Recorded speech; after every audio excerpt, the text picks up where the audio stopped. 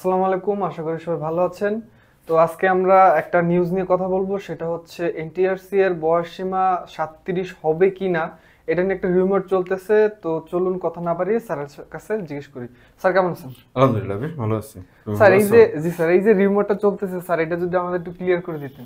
আসলে এত রিউমারের মধ্যে কোনটা ফেক নিউজ কোনটা আসল নিউজ এইটাও আমাদের কাছে এক ধরনের চ্যালেঞ্জ। তবে কথা হচ্ছে যে এইটা তোমার তো গতকালকে তো বয়স 32-এ প্রজ্ঞাপন হয়ে গেল। Exactly sir. বয়স 32-এ প্রজ্ঞাপন হয়ে গেল। সরি, গতকালকে চাকরির বয়স চাকরি বয়সের প্রজ্ঞাপন। 200 টাকা স্যার। আরেকটা ভালো নিউজ আছে আপনাদের জন্য। সরকারি যে সমস্ত চাকরি আছে, যে চাকরিগুলোতে আগে 500 টাকা বা 700 টাকা আবেদন ফি ছিল, ওই সমস্ত আবেদন ফি গুলো এখন 200 টাকা করা হয়েছে। আর যেগুলো 100 টাকা সেগুলো 50 টাকা করা হয়েছে। এবং যারা প্রতিবন্ধী এবং বিশেষ শ্রেণীর তাদের জন্য এটা সম্পূর্ণ ফ্রি করে দেওয়া হয়েছে। এটা খুব ভালো একটা সিদ্ধান্ত। Sounds great. খুব ভালো একটা সিদ্ধান্ত। তো এটা নিয়ে তো আমরা গতকালকেও কথা বলেছি এবং আজকে আমাদের একটা ভিডিওতে তোমরা মনে হয় আলোচনা করেছো এটা নিয়ে। তো এখন বিষয়টা হচ্ছে যে নিবন্ধনের বয়স সীমা। আমরা যে জায়গাটাতে ছিলাম, যে চাকরির বয়স 32 নিয়ে যে গতকালকে যে একটা প্রজ্ঞাপন হলো, তো এখন এর সাথে কথা উঠেছে যেটা, সেটা হচ্ছে যে এনটিআরসি এর এটার বয়স যেহেতু 35 আছে, যদি এটা 2 বছর বাড়ে তাহলে এটা 37 হওয়ার কথা, এরকমটা একটা জায়গা থেকে। তো যদি আমি আশাবাদী বয়সটা বাড়তি নিয়ে, কিন্তু তারপরে যেহেতু দেখো 35 থেকে 37 খুব বড় একটা ডিফারেন্স না। তো এখন আমরা একটা নিউজ দেখতে পারি যে, যেমন এইখানে যে বেসরকারি শিক্ষক নিবন্ধনের প্রতিষ্ঠানের চাকরি বয়সসীমা 2 বছর বাড়ানো দরকার।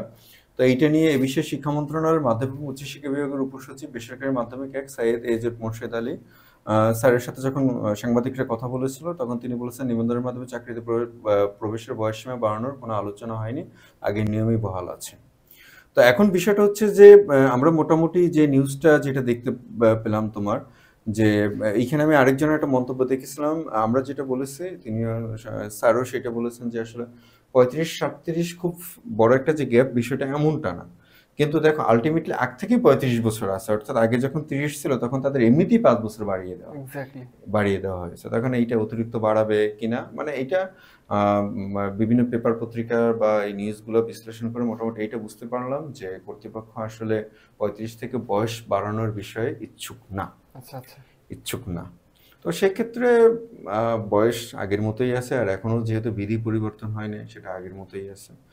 আর জনমত যদি থাকে বা মানুষ যদি চায়, তো সেক্ষেত্রে সেটা সরকারের 37 করতে পারেন। এটা সরকারের সিদ্ধান্ত, এই বিষয়ে আমাদের তো বলার মতো কিছু নেই। জি স্যার, ধন্যবাদ স্যার। স্যার আমার আরেকটা ছোট প্রশ্ন আছে স্যার, এই যে আসন্ন এনটিআরসি এর নিয়োগ, স্যার প্রথমটা হচ্ছে কবে আসতে পারে, আর দ্বিতীয় প্রশ্নটা হচ্ছে স্যার এইটার প্রিপারেশন কিভাবে তাড়াতাড়ি নেওয়া যায়? আচ্ছা, খুব চমৎকার একটা প্রশ্ন আবির। এই যে ছোটবেলায় আমরা একটা ট্রান্সলেশন পড়ছিলাম, the exam is knocking at the door, অর্থাৎ এক্সাম পরীক্ষা এসে টাকাটাকি করতেছে। বিষয়টা আসলে সেরকম। যে কোনো দিন আমি যখন আজকে বলছি, এমনও হতে পারে আজকেও সার্কুলার হয়ে যেতে পারে, অথবা সামনের যে কোনো দিন সার্কুলার হতে পারে। সেটা তো খুবই পরীক্ষার সন্নিকটে। পরীক্ষার সন্নিকটে বলতে মানে নিয়োগ এখন না, এখন তো আবার 6ষ্ঠ গণবিজ্ঞপ্তি হবে। মানে 19তম যারা আছে তারা তো 6ষ্ঠ গণবিজ্ঞপ্তি পাবেন না। জি স্যার। তারা 6ষ্ঠ গণবিজ্ঞপ্তি পাবেন না, তারা 7th মাস সার্কুলার অর্থাৎ 7ম গণবিজ্ঞপ্তিটা তারা পাবেন। তো কিন্তু সার্কুলারটা হয়ে যাবে, খুব দ্রুত সার্কুলার হয়ে যাবে। এবং যারা চাকরি প্রত্যাশী আছেন, আপনাদের জন্য খুব ভালো একটা নিউজ। একই সাথে বিসিএস, একই সাথে প্রাইমারি, একই সাথে এনটিআরসি এবং একই সাথে হবে মানে সম্মিলিত ব্যাংকগুলোর যে নিয়োগ, সমন্বিত ব্যাংকগুলোর সেই নিয়োগটাও কিন্তু আসবে আসন্ন 2022 বা 23 ভিত্তিক যে নিয়োগ। স্যার আমি তো স্যার 2023 সাল ভিত্তিক যে পরীক্ষাগুলো স্যার, সেগুলো তো এখন একটাও হয়নি স্যার। সেটা তো পরীক্ষাগুলো হয়নি, কিন্তু পরীক্ষা না দিয়ে কি আবার নিয়োগ দেবে? পরীক্ষা না দিয়ে নিয়োগের বিষয়টা হচ্ছে কি, এইখানে পদ যে খালি হয়, পদের বিপরীতে হয়। ম্যানেজমেন্টের স্যার একটা যে ডিসিপ্লিন, ওইটা পদের বিপরীতে হয়, মানে ফাঁকা পদের বিপরীতে হয়। তোমার ওইখানে যে পদ ছিল সেই পদগুলো এখন আমি গতকালকেও দেখলাম যে খুব সম্ভবত সমন্বিত ব্যাংকের সিনিয়র অফিসারের ওইখানে প্যানেলগুলো ছেড়ে দিলেন তারা। যদি আমাদের এখানে প্র্যাকটিস হচ্ছে যে তোমার একটা নিয়োগ না হতে আরেকটা নিয়োগ দেওয়া হয় না, কিন্তু বিসিএস এর গুলোতে তো তুমি দেখতে পাচ্ছ। তো এইটা মানে এটা যে একদম ম্যান্ডেটরি বা এটা যে মানতে হবে তা না, কারণ তোমার ফাঁকা পদ যেটা উল্লেখ আছে সেই পদের বিপরীতে তারা নিয়োগটা চায়। না, একই সাথে আমাদের কয়টা বিসিএস চলমান আছে, প্রায় 3-4টা বিসিএস, 3টার মতো স্যার। 3টে বিসিএস চলে। 44তম ভাইবা, 45তম লিখিত, 46তম প্রিলি। প্রিলি হয়ে গেছে মানে সরি রিটেন। রিটেন। আর আবার 47তম আবার 47তমটার কার্যক্রম যদি তোমার ওইটা যদি বন্ধ না হতো তাহলে 47তমের কার্যক্রম অলরেডি চলমান। অলরেডি মানে 4টা বিসিএস একই সাথে চলমান আছে।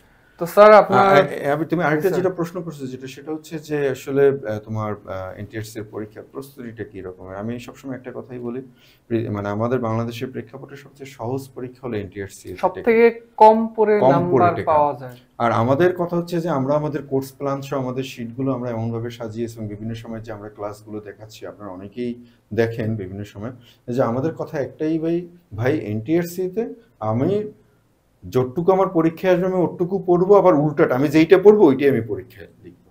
একদম সোজা সাপটা কথা, কারণ আমার 40-এর প্রিপারেশনের জন্য আমার এত কিছু যে 6 মাস 7 মাস পড়তে হবে, আমার মোটা জাম্বো সাইজের বই পড়তে হবে, এটা আমার কোনো দরকার নেই। এটা আমার কোনো দরকার নেই, আমার 40 পেলেই তো হয়, আর এই মার্কসটা আমার কোনো কাজে লাগতেছে না, জাস্ট এটা একটা স্ক্রিনিং মার্ক, এটাই। আমাদের শীটগুলো বিভিন্ন সময় আপনাদেরকে দেখিয়েছি, আমাদের চ্যানেলে দেখতে পারেন। আর একই সাথে আপনাদের জন্য আমাদের কোর্সগুলো চলমান আছে, আমাদের চলমান কোর্সগুলোতে আপনারা যে কোনো সময় যে কোনো তথ্যের জন্য আমাদেরকে নক করবেন, এবং আমাদের ৬,০০০ টাকার কোর্স মহান বিজয় দিবস উপলক্ষে বিজয়ের মাসে আমাদের 85% ছাড়ে মাত্র 970 টাকায় ভর্তি চলছে। তো আপনারা যারা ভর্তি হতে ইচ্ছুক আমাদের সাথে যোগাযোগ করবেন, আমরা আপনাদেরকে পুরো প্রক্রিয়াটা বা এই বিষয়ে যদি আর কিছু জানার থাকে সেটা আপনাদেরকে জানিয়ে দেওয়া হবে। তো স্যার আপনার গুরুত্বপূর্ণ সময় দেওয়ার জন্য ধন্যবাদ। যদিও স্যার ক্লাস চলতেছিল এই মতো অবস্থায় স্যার আপনি স্টুডিওতে এসেছেন, তো স্যার অনেক ধন্যবাদ। আমাদের ভিডিওগুলো যদি আপনাদের কোনো উপকারে আসে বা কোনো ধরনের কোনো উপকার পান তো লাইক কমেন্ট শেয়ার করে আমাদের সাথেই থাকবেন। ধন্যবাদ সবাইকে।